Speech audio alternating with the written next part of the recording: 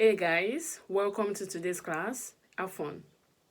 This first topic we're considering a topic called factorization. And when you hear the word factorization, what we'll be trying to do, we'll be trying to resolve an equation. And in resolving an equation, we'll be looking for the common factor. Don't mind some of my language, the words I use here. So it's just for you to try to understand. So when you hear the word factorization, what should come to your mind is the word dispute. Like when two people have dispute, there are differences. You try to come to a common ground between them, and those common ground in mathematics is what we call common factor. What relates a particular equation to variables. So if you look at this equation here, there are 12a and there are 30.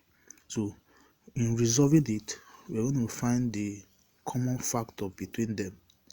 And there are several common factors between them. There is a common factor of 3.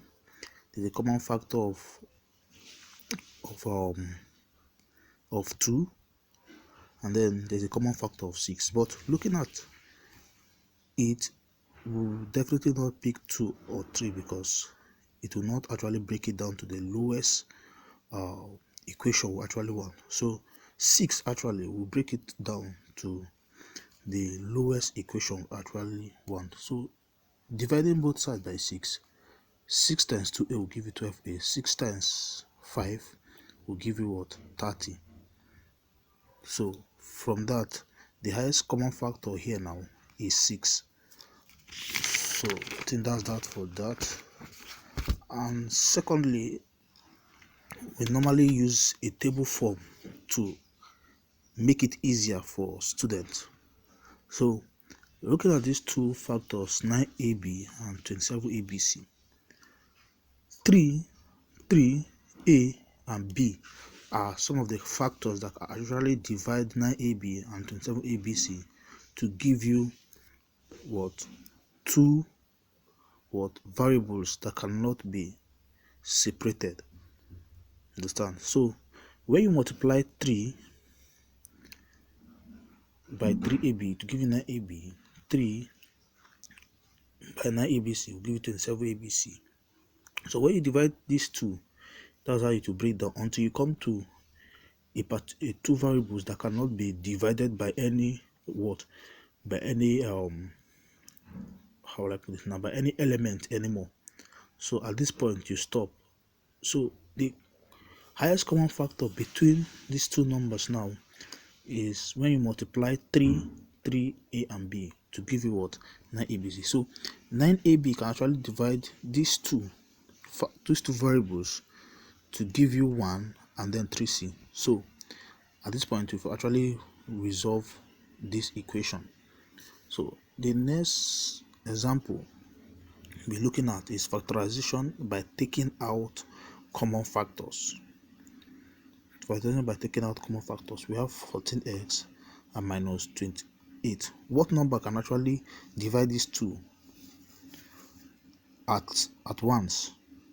So 14 actually is the highest common factor here. So 14 times s will give 14s. 14 times 2 will give you what? 14 times minus 2 will give you minus 28. So you can see that. So looking at another example, multiplying calculation by factorization. You have 35 times 38 plus 35 times 62. So looking at these variables, 35 is the common factor between them. So using 25, so you understand that bracket is more like multiplication in mathematics. When you see bracket, you know that yes, that's multiplication. So 35 times 38 will give you this. 35 times 62 will also give you. Please always take note of the signs. Always take note of the signs.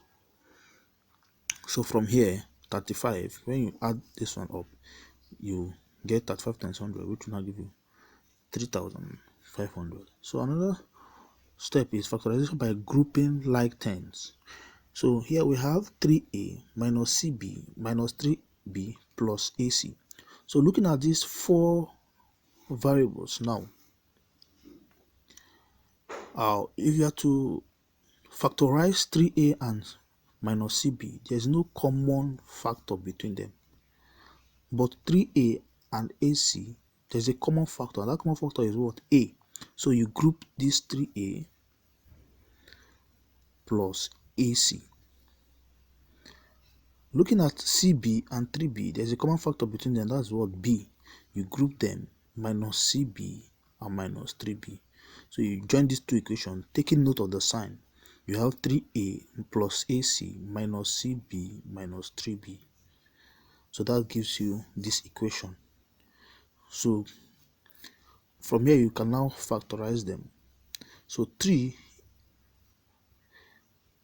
you bring 3 is the common factor between these two. 3A minus what? B.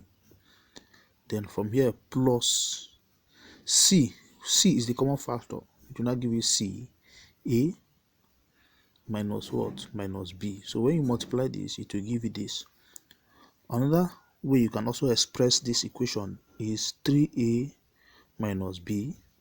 You can use minus C, but always take note which of the variable here carries the minus sign, the negative sign, is minus what? Is minus CB.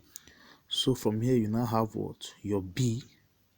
Then for this, you understand that in mathematics, minus times minus will give you plus. Plus times minus will give you what? Minus. Minus times plus will give you what? Minus. Plus times plus will give you what? Plus. So take note of that. So from here now, you now have minus C times B will give you what? Minus CB. Minus CB. So minus C times minus A will now give you what? Plus AC. So when you see these two equations, they can give you in an exam, and then they may not even provide this. They might just provide this. So always take note that the sign also matters in mathematics. So that will help you to go on a long way. I think come to the end of that topic. Thank you.